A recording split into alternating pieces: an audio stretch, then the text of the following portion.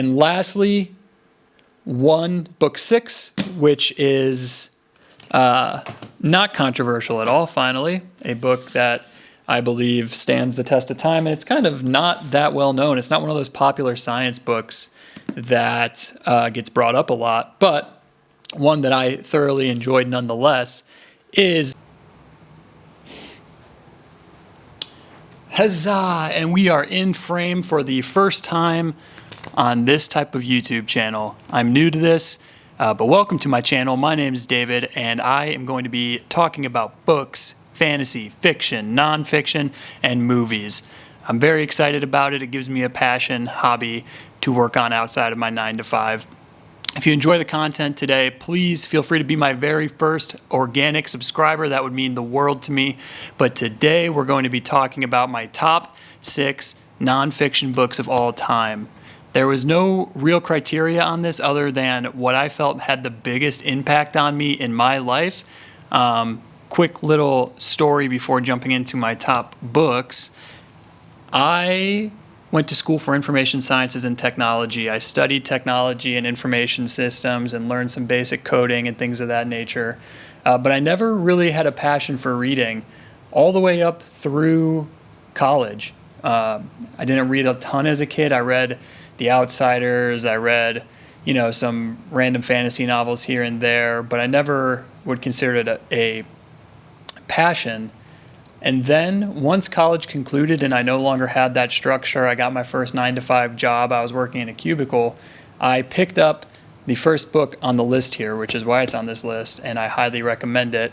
I picked up this book and fell in love with nonfiction. It made me realize how little about the world I actually knew. So I guess we can jump right into the list here, looking at my top 6 books of all time. It's technically top 5. I've got 2 by the same author here that kind of go hand in hand. But without further ado, that first book is Sapiens by Yuval Noah Harari, one of the most transformative books I have ever read. I still talk about it to this day. Anytime I engage in any sort of philosophical discussion with anyone, without question, things from this book come into play.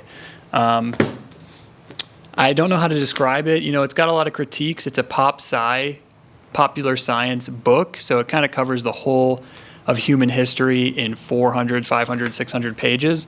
So for that reason, it receives critique because, if you're a specialist in any one of the fields in which he's talking about, you might see room to go deeper into that topic. But in any case, to give someone a broad understanding of where we come from as a human race, along with different philosophical ways to see the world, this is your book. Just to give a little sneak peek into one of the cool philosophical ways and how this changed my viewing of the world is he brings up the way most people understand the world, which is a subjective reality and an objective reality. So in the objective reality, he's talking about, there's this physical world, there's this table right here, this exists objectively in the world. Then there's your subjective reality, which is what you're thinking about the world and how you are applying your thoughts and concepts to the world. But he brings up a third viewpoint that he calls an intersubjective view of the world. And what that is it's concepts that become real only when a large number of people believe in it. So one of the strongest examples he gives, without going on too long of a rant about this book, is the concept of money. Money isn't real in a literal sense. Like if I pull out a dollar bill right now, this dollar bill doesn't have any objective value. It has value only when everyone in their mind agrees that it has value. So when you start to apply this to other elements of the universe, like the concept of nations, nations are just this border that we all agree on a map constitutes the border. But that border is just a concept that we've invented. And you start to realize that so much of what we value in this world is intersubjective. Human rights, for example, are just values that we all agree have weight to it: money, nations, and so much more. So that's just 1/100th of a cool snippet from the book Sapiens. I'll try not to be so long-winded, but that one deserves its due.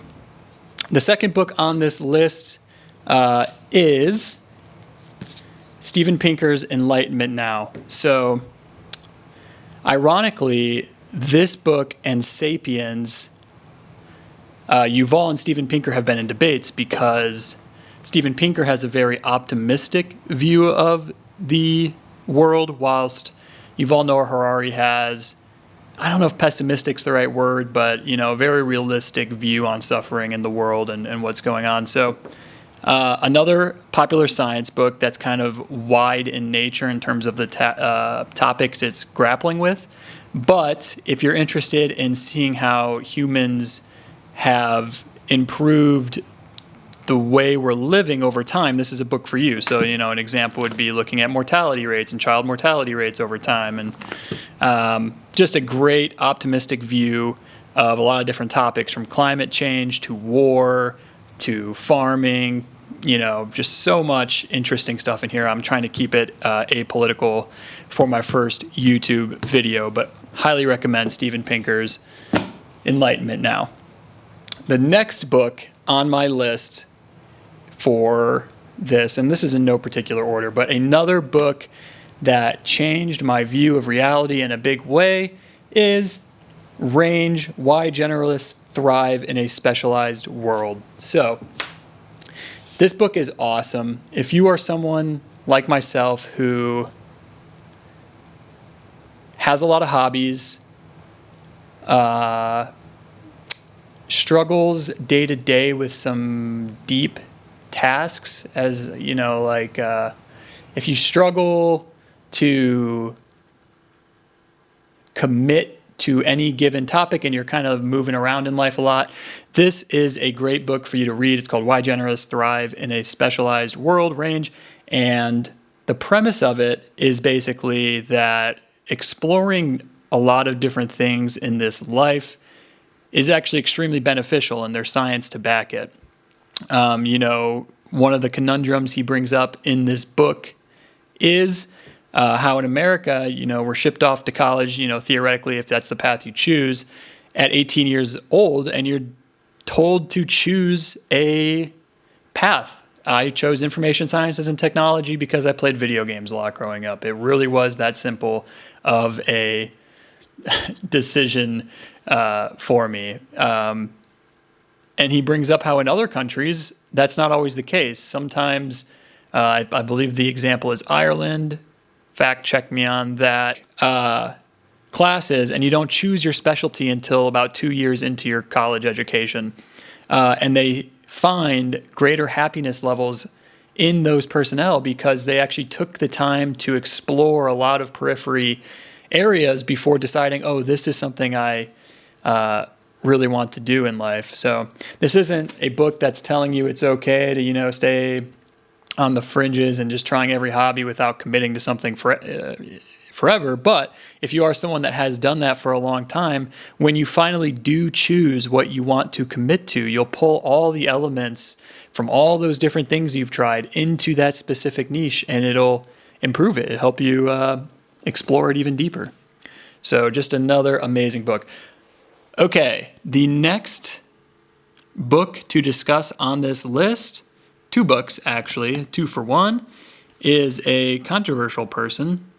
So I'll stay out of politics, but again, one that is interesting philosophically, regardless if you agree with him or not on it. And it's not him. There's been a lot of thinkers that ascribe their worldview to having a lack of free will, to not bury the lead, is Sam Harris's Free Will and the Moral Landscape. So I can't get this book to stay up. Free Will by Sam Harris and the Moral Landscape. Both of these books were transformative in how I viewed the world. I don't necessarily agree with everything he says in the Moral Landscape in particular, but basically he provides a worldview for how morality can matter through the lens of science, which is often pushed back upon by people who are religious, which is totally fine. But regardless, if you're interested in how someone believes morality can be defined through the lens of science as opposed to religion, this is a book for you. Like I said, I don't necessarily agree with everything in it, but he presents a very cool way to look at the universe. And lastly, book 6, which is not controversial at all, finally, a book that I believe stands the test of time, and it's kind of not that well known. It's not one of those popular science books that gets brought up a lot, but one that I thoroughly enjoyed nonetheless is this book, Neurofitness by Rahul Jandial. I definitely botched how you say his name. That was the first time I ever tried to read it. But Neurofitness, a brain surgeon's secret to boost performance and unleash creativity. So, yes, a self-improvement book. It's all the rage right now. You've got the Andrew Hubermans of the world telling us to get sunlight in your eyes, to regulate your caffeine consumption, to get good sleep, and all of that, all of which I agree with. But this book gives you a fun, quick insight into a myriad of topics, including caffeine and sleep, and how the brain works. He gives some really cool, forget if I mentioned this, he's a neurosurgeon. He gives really cool glimpses into the life of a neurosurgeon. In one of the chapters of the book, he's talking about how they perform brain surgery and how when they're giving open brain surgery and cutting through neurons, they're actually keeping the person awake oftentimes and ensuring that, if they played a musical instrument, for example, when they're cutting through the brain, they want to make sure that said person can retain that function. Or if you speak multiple languages, he talks about how they map out the parts of the brain prior to giving brain surgery so that when they're speaking Spanish, they can see what parts of the brain are lighting up when they're speaking Spanish. And when they're speaking English, what parts of the brain are lighting up when they're speaking English. And they know which ways they can cut through the brain to potentially avoid impacting that language center in their brain. So that's just a quick example, super fascinating, but he also talks on a lot of just popular different topics like, caffeine and alcohol and sleep and all the things to improve your day-to-day life. But like I said, this is my first YouTube video on this channel. I have no idea what I'm doing. I don't know what to do with my hands. I don't even know if I was looking at the camera enough when I was recording this. If this video taught me anything, it's to definitely make a script moving forward so that I can talk much more succinct into the camera.